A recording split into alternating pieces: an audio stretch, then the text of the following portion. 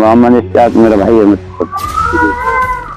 तो कितने साल पहले यहाँ रहते थे और कितने साल पहले यहाँ? 20 सालों से वो इमामत करते हैं वहाँ पे।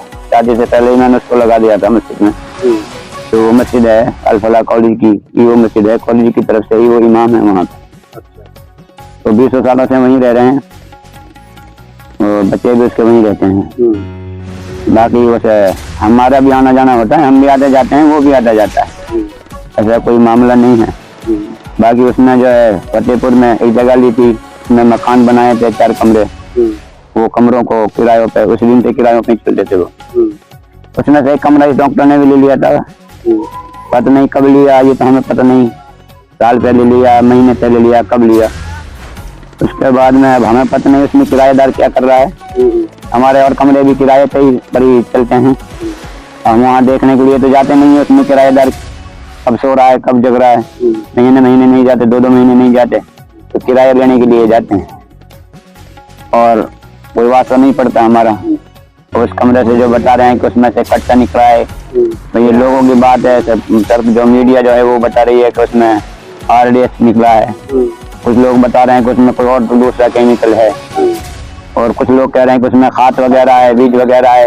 अब देखो ये तो पुष्टि करने के बाद में पता पड़ेगा कि उसमें क्या निकला है, उसकी जो जांच होगी क्या है क्या नहीं है, ये मामला है। तो आपके भाई से आपकी कभी बात हुई हो? तो लास्ट टाइम कब बात हुई हो? मेरे भाई से बात हुई थी क्या, मैं अभी एक रोज दिल्ली गया था, तो मैं उधर से घर पे होकर के आया था। शाम में मगरिब के बाद में वहीं था, मैं खाना खा के तब आया था मिलकर। डायरेक्टर वहाँ पे हमारे सारे बच्चे थे और मेरा भाई भी था, हमारी भाभी भी थी। उसके बाद में मैं आया वहाँ से 8-9 बजे। ये इस मामले से ये 6 तारीख में गया था मैं, 6 तारीख का मामला, 6 तारीख को मैं आया हूँ वहाँ से। तो मकान इन्होंने कब बनाया था वहाँ पर? मकान को बनाए हुए उसे कई साल हो गए उसको बनाए हुए। तो पशु अभी आप बता रहे थे पशु भी पालते हैं, दूध का काम? हाँ, भैंसें वगैरह रहती हैं, भैंस रखते हैं हम वहाँ। हमारा भाई है जो उसके पास भैंस रहती है, जो भैंस जो दूध दे देती हैं, जो अल-फलाह के जो डॉक्टर हैं, काफी डॉक्टरों के पास हमारा दूध भी जाता है।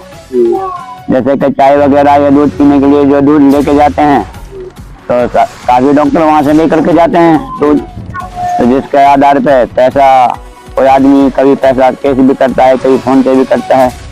और रहा मामला डॉक्टरों का, जितने डॉक्टर हैं कॉलेज के या स्टूडेंट हैं जो पढ़ने वाले हैं, क्योंकि मस्जिद जो है वो कॉलेज की तरफ से है, इसलिए हमारा भाई जो है वो कॉलेज की तरफ से ही इमाम है, कॉलेज का इमाम है।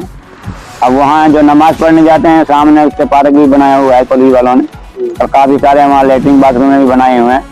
तो तफरीह के लिए वहाँ पे कोई डॉक्टर या स्टूडेंट कुछ वक्त के लिए बैठ भी जाते हैं, 2-4, 10-5 मिनट के लिए। इसलिए अब जिस आदमी को 20 साल रहते हुए हो गए, तो कॉलेज के स्टाफ से सबसे जान पहचान होगी, सारे डॉक्टरों से ही वास्ता पड़ता भी है, क्योंकि खासतौर से इमाम का वास्ता रहता है मुख्तदियों से। मुख्तदी वहाँ कॉलेज वाले तो हैं, मुख्तदी जो हैं जो कॉलेज के अंदर रहते हैं, चाहे वो स्टूडेंट है, चाहे वो डॉक्टर है, चाहे वो से कोई आदमी है, वो गनमैन है, जो भी नमाज पढ़ते होगा उसका वो इमाम है।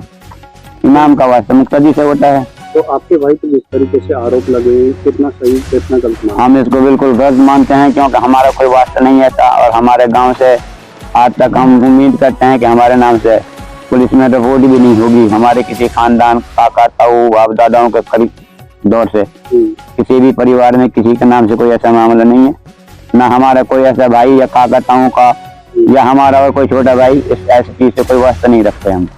हमारा काम है, हम इमामत करते हैं मस्जिदों में। मैं खुद भी इमाम हूँ, जाती बड़ी मस्जिद का इमाम हूँ। मुझसे छोटा है वो भी गांव की मस्जिद का इमाम है, जामा मस्जिद का, और जो हमारे छोटे वाला भाई है वो भी गांव की मस्जिद का इमाम है। अल्हम्दुलिल्लाह हम इमामत का ही काम करते हैं। हमारे बाप ने हमें पढ़ाया, ये वसीयत की कि भाई तुम्हें इमामत करनी है, तो हम इमामत करते हैं इसलिए। तो कितने भाई हो आप? हम 5 भाई हैं। 5 इमामत? हाँ जी, अल्हम्दुलिल्लाह। एक भाई इस वक्त नहीं कर रहा, 4 इमामत।